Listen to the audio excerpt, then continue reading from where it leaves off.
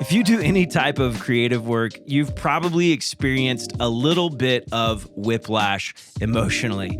There are moments when you feel like what you are making is incredible, and then there are moments when you feel like what you are making should be burned and tossed in the trash and buried in a deep, deep grave, never to be looked at again. Okay, that was a little bit too heavy. I'm sorry about that.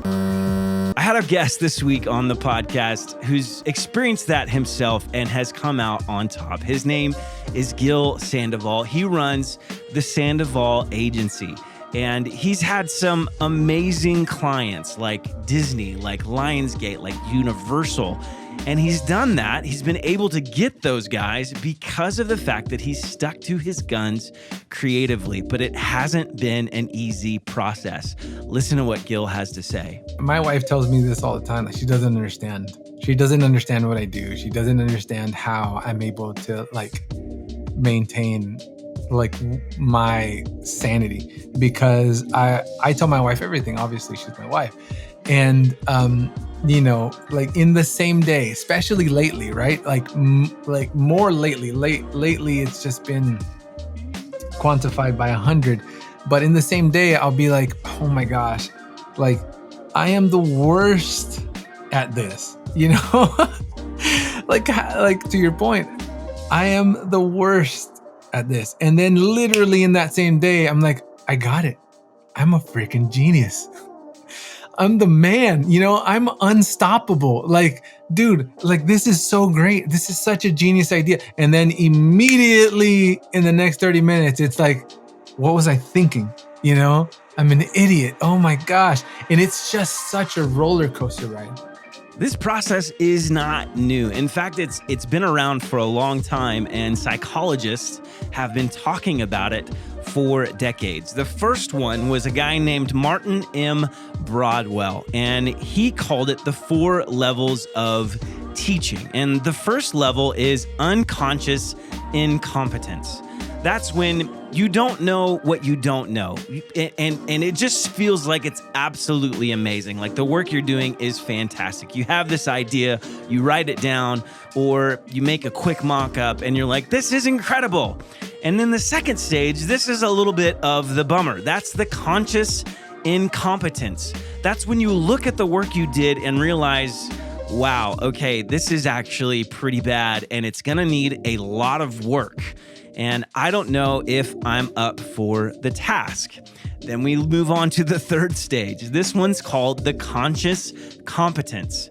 And this is where you kind of start to get out of that pit and you begin to learn some things to kind of help you take what you think is really bad and bring it to a place where it's presentable to a client or something that somebody else would look at and enjoy or appreciate.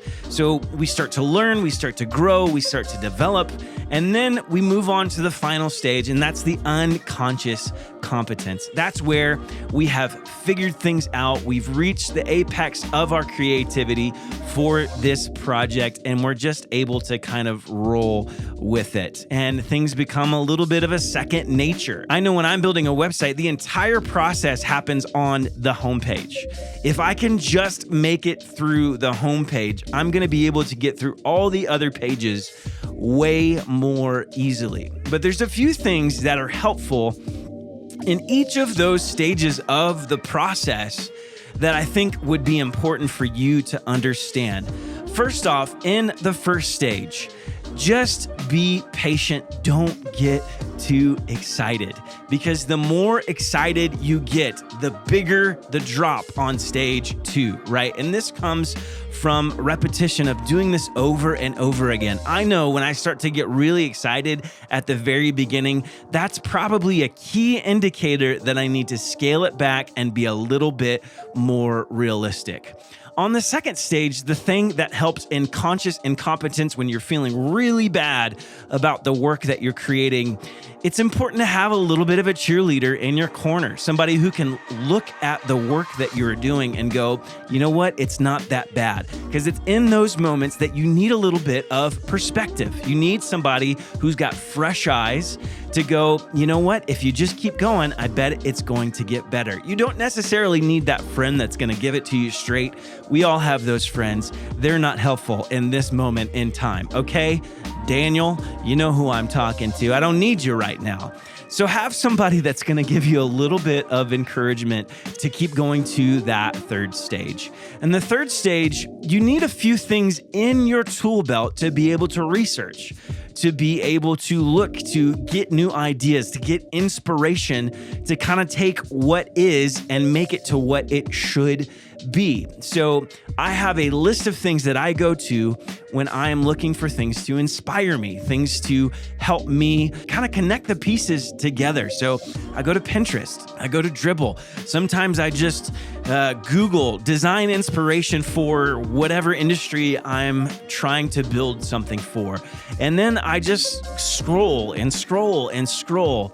And inevitably I'll see something and I don't necessarily copy that thing, but it'll spark something in me to go, oh, here's what I can do to make this one element of this project way better. And then finally, in the unconscious competence, this is the moment where you just need to keep going. You don't need to think creatively. You don't need to mull over every single detail. You just need to start pumping it out. Do it as if you only had 30 minutes to finish the project. And that's a good thing to try. Just say, I'm going to give myself 30 minutes to finish this page.